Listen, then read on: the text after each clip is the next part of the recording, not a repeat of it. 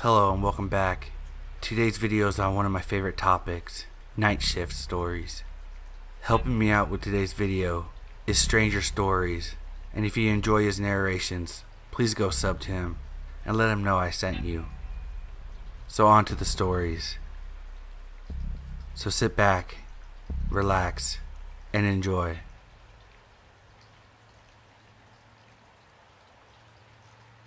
A little over a year ago, I had a job working overnight at a gas station that was close to my house. I'm a woman, and I was 31 at the time. I noticed it seems unsafe for a woman to work graveyard shift by herself. However, it was a slow store, and the sheriff's office was about 20 feet away from it. I really didn't think I would have any problems. There would only be about 30 customers in an 8-hour shift, and that was on a busier night. It was about 3:30 in the morning. I went outside to sweep the parking lot and make one last check of the trash. It was time for a cigarette, and I had one headphone kinda jamming out. Across the road in the parking lot of the sheriff's office, I saw a figure with his back to me. He was swaying back and forth while looking down. Honestly, it looked like he was enjoying a much needed piss. Against the sheriff's office though? Yeah, the building was closed at 4 p.m. and didn't open until 6 in the morning.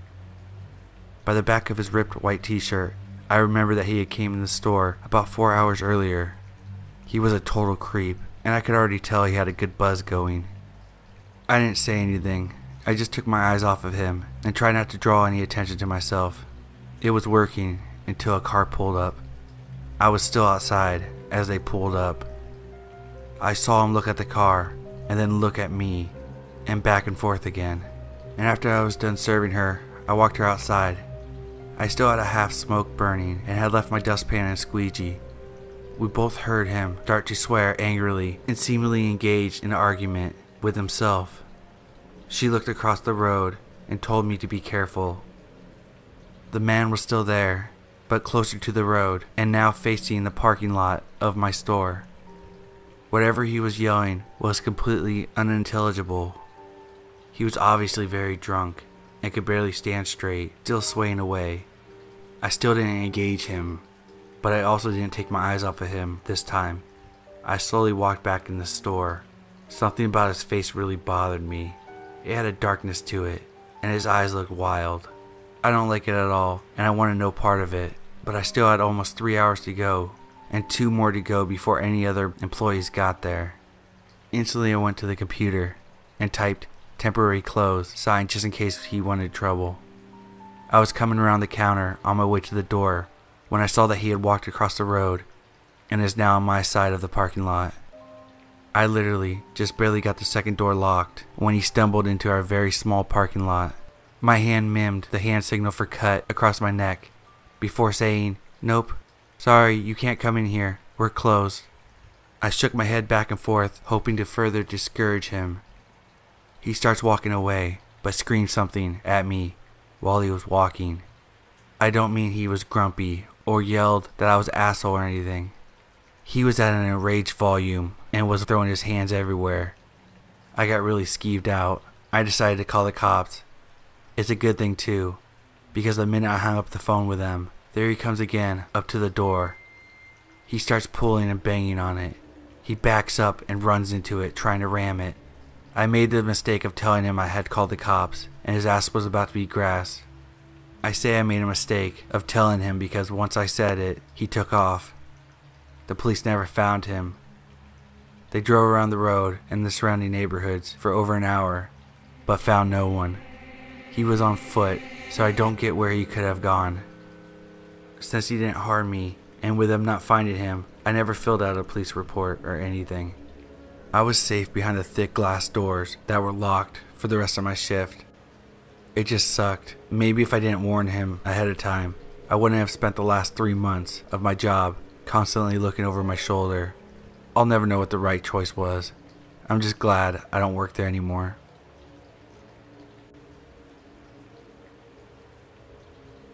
Back in 2007, I started a tech job with an IP phone long distance company. The company is no longer around, and honestly, I don't even know how they stayed in business as long as they did. It was really just a pyramid scam, but thankfully I was on the IT side of things, so I didn't have to sell anything. It was a small typical tech support call center.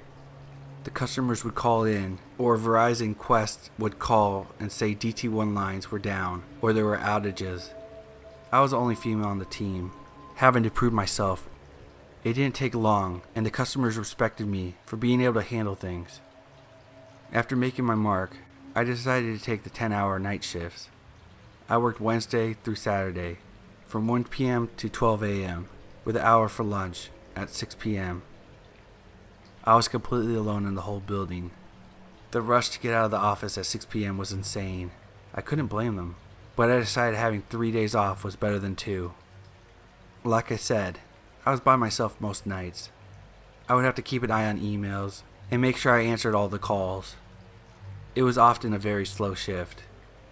I would get a lot of video game, reading, and schoolwork done during this time, but sometimes I would just wander the building, walk all around just to get away from my desk for a time.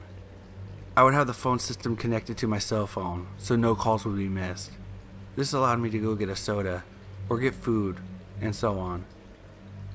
One time when I was away from my desk, I was going down to the lunch room to grab a soda. The vending machine is on the basement floor. The basement had a wall of windows and one set of security doors. Same for the main entrance, only there was one camera facing that door, but nothing else really to make me feel safe. I didn't like to go down to the basement much, because the back of the building faced an acre of dark woods. There was a walking path to the woods, but for some reason they didn't install lights for the walking path. Not really sure why that was, but it didn't help for the creepy factor. Sometimes I would see animals run past, but other times it felt like someone was watching me. I always tried my best to make it fast when I was getting a soda or a snack, but sometimes it didn't feel fast enough. So one night, I was making my way down to the basement of the building to get a soda. It was a slow dragging night, and I needed a little bit of caffeine for a pick-me-up. I counted my money as I walked to make sure I had enough. That way I would get in and get out quick. But out of the corner of my eye, I saw something dart from the glass door back into the darkness.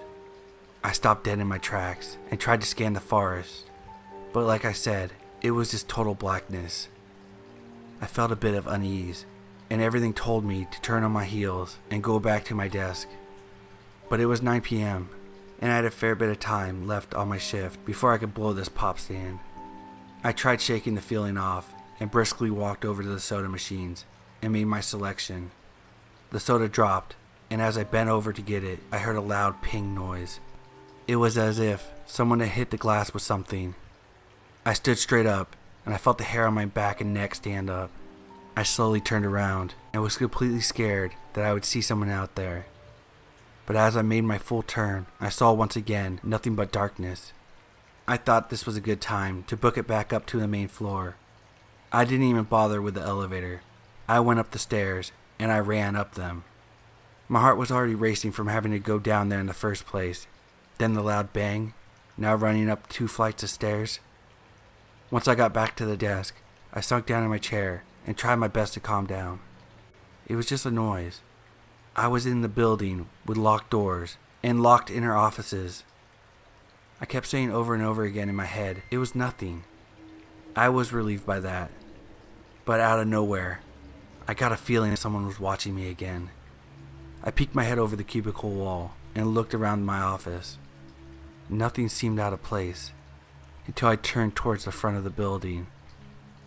Outside the first set of doors was a slender, tall, dirty male. He was cupping his hands around his eyes, trying to see past the reflection of the light inside. I dropped back down in my cubicle before he caught sight of me. He didn't look like anyone I had ever seen before in these offices, and it was a little past 9 p.m. There was no good reason why he was checking my office. As I sat in my chair, I heard the door shake. I slowly stood up and watched him pull the handles of the door, but they didn't budge to my relief. But as I watched him, he turns and faces me. His face looked bruised or dirty, I couldn't tell which. Once his eyes locked mine, he started banging the door harder and smacking the glass.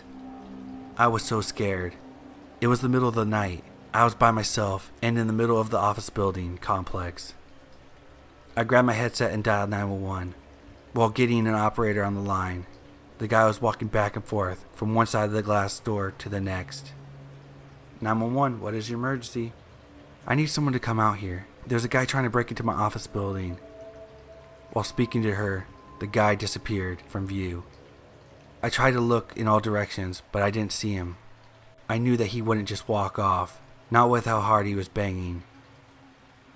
All of a sudden, a good-sized rock came out of nowhere and smashed against the door. I screamed and went under my desk. The operator asked what happened and I explained. She asked me if the glass was broken enough to let him in. I didn't want to stand up and look, but she told me in order to know where he was, I had to crawl from under my desk and peek over my cubicle. So I crawled out from under my desk and peeked over my cubicle wall and saw a huge crack down the first part of the door. I sank back down and told her, "Please have the police hurry." She said they were on their way. I've read tons of stories on this subreddit, and people say that the cops couldn't get there fast enough. They aren't kidding. It felt like time is standing still, and there's nothing you can do. Another smash against the door, but along with the glass breaking sounds, I could hear sirens coming towards my building. It was music to my ears. I told the operator that the police had arrived and thanked her for her support. I stood back up and looked over the cubicle wall, and all I could see was blue and red lights flashing wildly. But the thing is, I couldn't see where the man was. The top part of the door was completely smashed, and the rock was lying inside the entryway. One officer came to the front door, and the others were combing the area. The first officer that came into the building was a very kind man. He was patient with me and let me explain what I saw and what happened. Soon later, my boss arrived and checked up on me and the damage. At some point, my husband was called and was told that I would be escorted home by one of the officers. I took the next few days off and started looking for another job where I wasn't by myself all night. I went on to leave this job a month later and started at a credit card machine company. It was an office full of people, still a call center, but I felt safer, especially with the security cameras all over the building. Like I said before, this company is no longer around. It was bought by another company, and they basically liquidated all the funds. So dirty man who tried to break into my office, let's never meet again.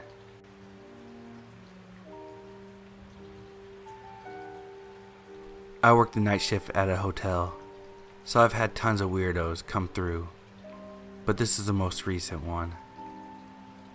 Everything started off normally. Usually once I clock in at 11 p.m., I can just sit at my desk and only see a few people. I'm a loner. I prefer it that way. Anyways, about 2:30 in the morning, a guy in his 30s comes down and stands right in front of me at my desk. I've worked this job for 5 years, so I can pick out the weirdos pretty well. I knew right away something was off about him. He didn't say anything at first, just stared at me. So I asked him, "Can I help you?" He mumbled something, but all I could make out was the word coffee. I tell him there's fresh coffee available in the breakfast area right behind him. So he turns and looks then looks back at me, confused. "Do you have some coffee I can take up to my room?" My first thought was, this guy is drunk as hell. And I told him that he could take a cup of the already made coffee, or I could also give him a couple packs to take to his room. He decided on the packs, so I grabbed a couple, hoping that that's all he wanted and I could go back to watching TV. But no such luck. He just kept standing in front of me, looking at the packets of coffee, confused like. I had enough of this drunk guy, so I walked over to the other side of the desk, just ignoring him. After a few minutes, he just wanders into the breakfast area and stares at the pot of coffee. Then he wanders over to the fruit, the cereal, yogurt, back to the coffee, just staring at everything. After a while of that, he stops looking at the food and looks at the ground, then starts muttering to himself as he's walking in circles. He's at least 6 inches taller than me and roughly about 50 pounds heavier, and I'm the only one on shift. I start thinking about my escape options, like locking myself in the laundry room or running to the gas station next door. I've had to do it a few times when things have gotten really bad, so I try to plan ahead when something is giving me bad vibes. After about 15 minutes of him walking in circles, he heads down the hall, still muttering. I relax, happy that he's gone to bed, to pass out. Probably 5 minutes later, I glance out the front doors, and I see him right there, staring at me, smoking a cigarette, and still talking to himself. I start to think he's high on drugs, and that scares me enough to grab a pair of scissors when he's not looking and hold them down to my side. I start thinking about calling the police, but what for? So I decide to wait and hope he just goes to bed soon, since it's about 3 a.m. at this point. He walks down the halls, through the lobby and outside, then comes back through the doors and loops around again. The third time he walks by, still talking. I was terrified and on the verge of saying screw it, calling the police, just to have someone else there with me. Just then, an old lady walks down to the desk and asks me if I could call her a cab. She has no idea how happy I was to see her. I make the call for her and start chatting her up, which is very unusual for me, but I just want to keep her in the lobby. The weirdo comes around the corner for the 4th time, and the old woman tells him to pack his stuff. They're leaving, because he woke her up and she couldn't go back to sleep. Apparently, this old lady was the weird guy's mom, and I felt so much better knowing that he was going to leave as soon as the cab got there. As soon as she told him to pack his stuff, he gets angry. He didn't want to leave. He told her to go back to bed, but she was very adamant. And after they argued for a bit, he makes his way upstairs to pack. She explained to me that she could tell he was getting agitated, and it was time to take him home. I talked to her for a while, and she started to open up to me, and told me her son is schizophrenic, and she is the only one that will take care of him. She told me she just wished someone would take him for about 6 months, like a hospital, to get him on meds and into a good routine. I felt so awful for her. She seemed tired and hopeless.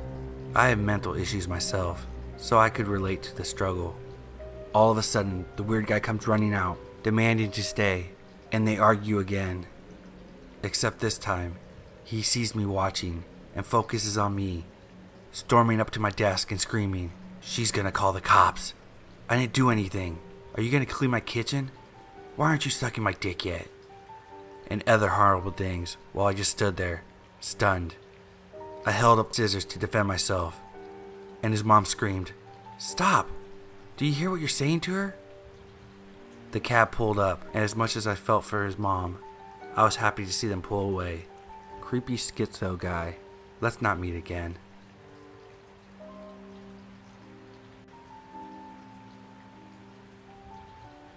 So this happened a little over 2 years ago now, and I wanted to post it somewhere just to look back on it one day and never forget the lesson I learned. A little disclaimer, yes, this is real. I wish it wasn't. It was 2016 and I had just started a new job at a motel. It was a low pay, but I needed an office job. One of my friends, named Michael, got me this job. For a few days, I did training with the owner in the mornings. For 2 nights, Michael trained me. Our job was the 11 p.m. to 7 a.m. shift. Nothing exciting, checking guests in and doing paperwork. My boss, the owner, went away with his wife on vacation for a week, which is attributed to the swift training I had to endure. So it was my first night alone at the night shift. There was a monitor with security cameras around the motel's property and large glass windows all around the office building with a glass door. There was no night window like most motels have. It was fairly early at night, at about 1 a.m. I was just doing my normal check-in paperwork when a man walks in and asks if we have any rooms available. Usually if someone is sketchy, my boss asks me to lie and say no, but he seems normal at the moment. With hesitation, I say, "Yes, of course, just for one?" He replies, "Yes." So I begin creating the reservation on the computer when I notice he starts swatting the air and making spitting noises as if he's being surrounded by flies. I try to ignore it. As far as I'm concerned, it wasn't my business. I try to check him into a room as quickly as possible. I give him his keys and he was on his way. At this point in time, I could be described as very timid. I had a lot of things going on in my personal life. I hope you could all understand my reaction to what happens next. The man comes back from his room and slams his hand on the glass door and causes me to jump. Absolutely frightened, I look up to see him just staring at me. He cracks the door and puts his head through and says, "I can't get into my room. Why won't you let me into my room?" My only defense is trying to be helpful, so I replied, "Maybe there's something wrong with your key? Let me give you another one." The look he had in his eyes was inexplicable. I felt like I was in absolute danger. I handed him his new key and he went back to his room. I tried texting Michael because he's the one who trained me, though it was in the middle of the night and he was sleeping. I needed some guidance. With no reply from Michael, I noticed the men trudging down the stairs to come back. I go into absolute panic mode. I ran into the back office and locked the door. I pull out of my pocket a knife. It's important to keep protection when you're working at night. I hear the man in the office yelling, "Hello? Hello? Why won't you let me into my room? Do you not like me?" Me being an absolute idiot and not standing my ground and calling the police when I'm feeling scared, I decide to take this situation on alone. I reply, "I'm just on the phone, I'll be right out." I tried calling Michael over and over for help. No answer. I decided to take a few deep breaths and then step out of the office. The man was not there. He was in the bathroom. I started hearing him talking to himself, angrily saying, "Kill her! Kill her!" My heart sank. Still being an idiot and not calling the police, he comes out and I say, "Your key was broken. I'm sorry. Let me escort you to your room." He agrees, thankfully. I was wearing a long-sleeved sweater, so with my arms down, I was able to hide my knife in my hand while holding it. I began to walk outside, and he seems insistent to walk behind me. We begin making our way to the staircase and up towards his room. I was sweating from how nervous I was, continuously looking behind me to make sure he wasn't going to make a move. He stopped at a room, and I stopped at his room a few doors down. I smile and say, "Oh, that's the wrong room. This is your room," as it clearly said on the door. Turns out this whole time he was going to someone else's room and trying to open the door. I felt bad for them. I quickly ran back in the office and locked the door. The next guest I checked in was a police officer from a few towns away. I felt bad for confiding in them about the guy, but they seemed willing to keep an eye and ear out. The next day, the man came back, but I had the doors locked and told him we were all booked up. I explained to my boss what happened when he got back from vacation. However, he did not take me seriously. I continued to work the night shift over there for the next year, where many other strange encounters happened. So, strange men, let's never meet again. If you ever feel uncomfortable, always call the police.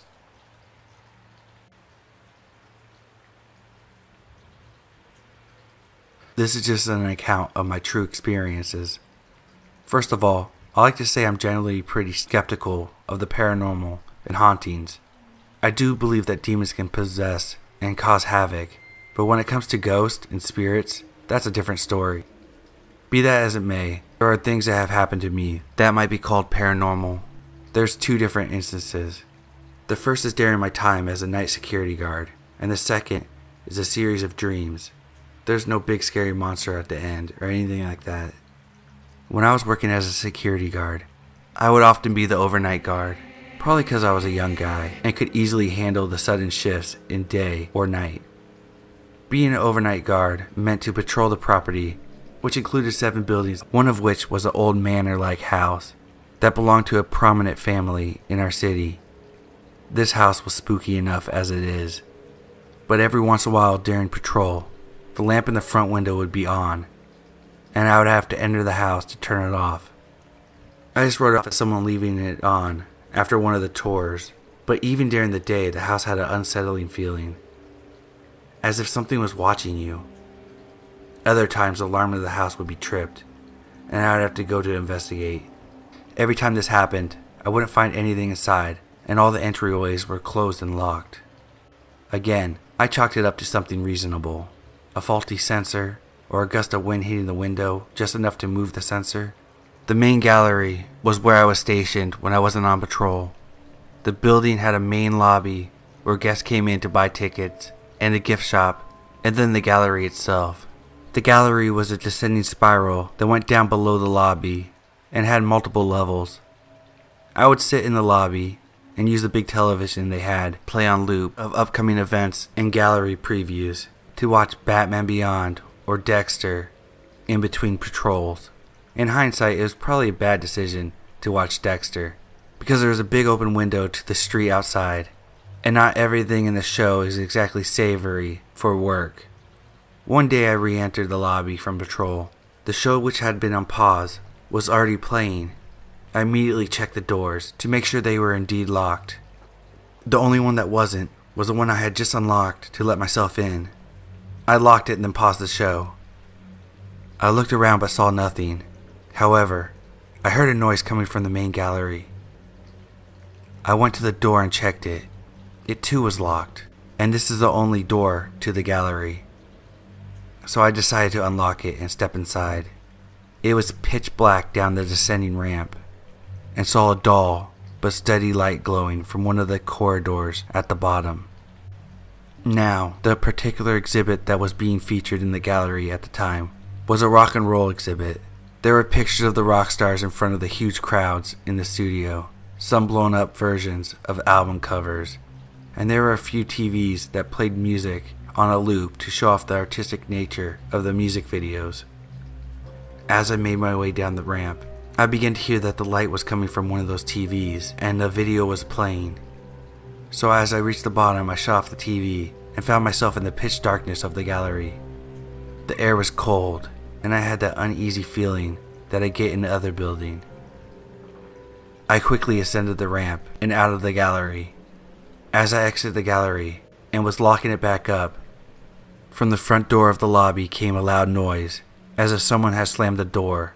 But that wasn't possible, because the doors have those pressurized arms to prevent slamming or any kind of fast closing in general. When I looked over to it, there was no one there, and I would have seen them because, as I mentioned, there's a big open window, and I would have been able to see them easily. Now I was getting unsettled. I shook it off and decided to go back to my show. I rewound the bit that had been playing while I was on patrol and continued to watch. A while later, as I was getting up to patrol again, there suddenly came a loud crash from the gift shop. I shot upright and looked over to it.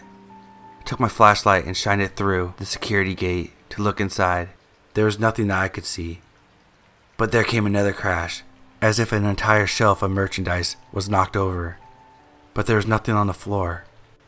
After that, I decided I was going to sit in the guard room for the rest of the night. Forget the patrol.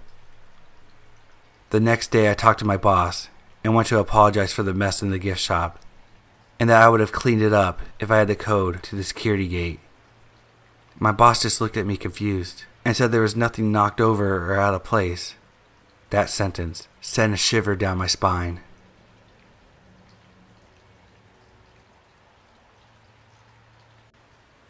So this actually happened to me just last night. I'm still pretty shaken up by the experience and promptly quit this shitty part-time job right after.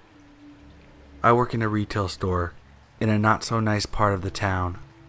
Since the area isn't the best, not many people come over to the store, and even less people come at night. Something important to note is that the store doesn't have any cameras, nor do they have a panic button. So basically, anyone could do anything, and we have had many people steal little things here and there. Looking back, this should have been my first clue to quit as soon as possible. That night, the night shift consisted of me and my coworker, both small women. We were joking around and playing on our phones because it was 7:30 at this point, and no one had came in for about a half hour. Suddenly a group of people, 2 men and a woman, come in all at once. A side note about these people, They were all wearing black head to toe, facial tattoos, and were very confrontational upon arrival. The woman was a very husky woman, and I was honestly very intimidated by her. Her friends were at least 6 foot each, both towering over me and my coworker, who were about 5'3". One of the men immediately asked what our ages are, and complimented me on my smile. I'm kind of awkwardly laughing, and trying to be as kind as possible to get these people to leave fast. The woman basically corners my coworker over in one of the aisles, so she's unable to walk over to where I am, which is right behind the counter. The woman is basically yelling at my coworker, asking her, "Why don't you hire me? I need work, hire me." Pretty much scaring the both of us. While this is going on, one of the men walks over and blocks the door. The other man comes up to the counter and looks at all the $100 to $300 items we have stocked behind the counter and jokes to his friend how he needs all of these items. He then turns to me and says with a deadpan face, "Give me everything." I awkwardly laugh and say, "Everything?" He then says nothing and continues to stare right into my face for 5 more seconds before repeating, "Everything." So I do just that. I start to take things off the shelves while he points at things and keeps saying, "Give me that, that." He then stops and says, "You never asked me how I was going to pay for any of this." The entire time, his friend was saying nothing and standing still while staring at me. The man breaks his stare and laughs and states that they're going to come right back. As soon as they leave, I make a beeline for the door and lock it. I call my manager and tell her what happened, and I'm begging her to let us close because I don't want those people to come back. As if on cue, they come back and yank on the door, which is now locked, and continue to yank on it. I tell my coworker to run with me to the back, and we lock the back door. By the time the police arrived, they were gone, and there was nothing that they could do because of the lack of cameras in the store. The police stayed outside of the store in their cars until we closed, and walked us to our cars. Throughout this whole ordeal, no one was in the store besides my coworker and I. My theory was that they were scoping out the situation before leaving and coming back with a firearm and actually carrying out the robbery. Luckily, I locked the door at that moment they stepped out. I don't like to think what could have happened if I brushed it off and decided to leave the store open. But I was shaking like a leaf when they left, and they hadn't really done anything at all, so I just trusted my gut feeling. So anyway, let's not meet again. I quit that shitty job. Thank you for being a catalyst to push me to finally leave.